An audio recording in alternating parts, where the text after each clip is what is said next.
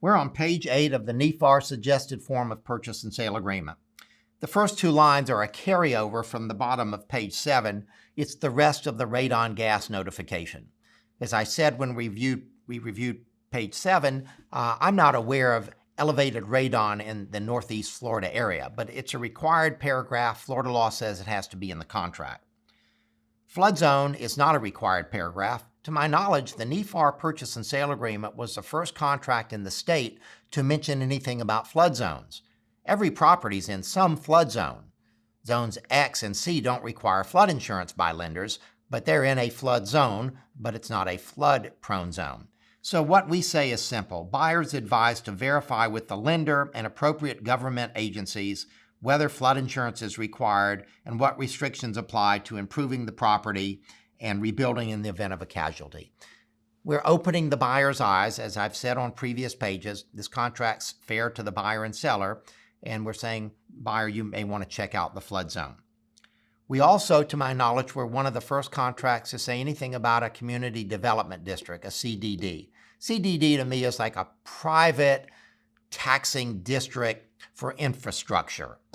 And it says here that if the property's in a CDD, then we've added new words in line 384. It says that this CDD disclosure must be signed by buyer and seller, must be. That's where we tell the buyer what a CDD is, and we have the seller fill in the amount.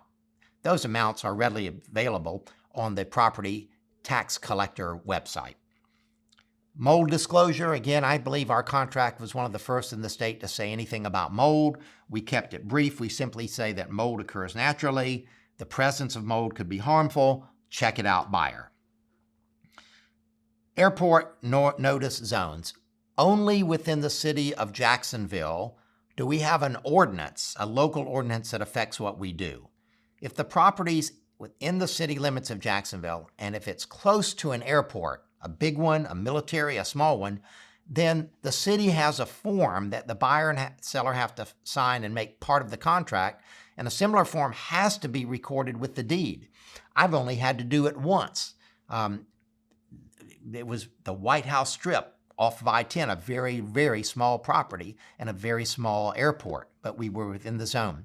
I'm going to give you the phone number of the department where you can call. If you think you're within a mile or two of an airport, then you may want to call and see whether you need to get those forms from the city. So it's the City of Jacksonville Planning Department. The number is 904-255-7821. I'll repeat it, 904-255-7821. And they can help direct you to a map to see if you've got to do that. NEFAR doesn't produce the forms. You get those from the city. Historic districts. In all of the NEFAR areas, we have historic districts. Putnam County has a lot. Clay County has it in the Club Continental area. Duval County has it in Riverside and Springfield. St. Johns County has plenty of it. And so we're telling buyers that if you buy historic property, you want to see this addenda because it warns you that you can't change the exterior very much. There are certain restrictions on what you can do to the outside look of a historic property. And then in H, we don't have a Megan's Law in Florida, so we say, buyer, check out sex offenders. If you want, check out neighborhood crimes. Those are things you can inspect for. And then the last part of that paragraph 395 to 402, I want you to read it at your leisure. It says that the real estate agents, the realtors in this transaction, don't warrant the condition, the size, the square footage, anything about the property. And at the end there, we say, if you give recommendations of an insurance company, a closing attorney, a settlement agent, could be an inspector, that you're not liable if that person you referred to did a bad job. So we think that will hold up in court. I've seen no cases challenging what we've written there. Some of your brokers like you to give more than one recommendation, however. Next subject, paragraph 14. When should the buyer be given possession? Your first thought, you might say, well, at closing. Well, maybe not. Maybe the binder is so small that the seller shouldn't move out until a day or two after closing. That would be my view. If I was the seller and I saw there was a $1,000 or $2,000 binder, I wouldn't want to move out until a couple of days after closing. But we have the flexibility for you to address that. So notice the check boxes. possession at closing or possession within, and you'd fill in 1 or 2 or 3 days. And then it says if neither box is marked, then buyer will be given possession at the closing. And that is both in 408 and then in 425 as well. In 409 to 413 in bold, we remind you that you're not supposed to prepare leases. That's lawyers' work.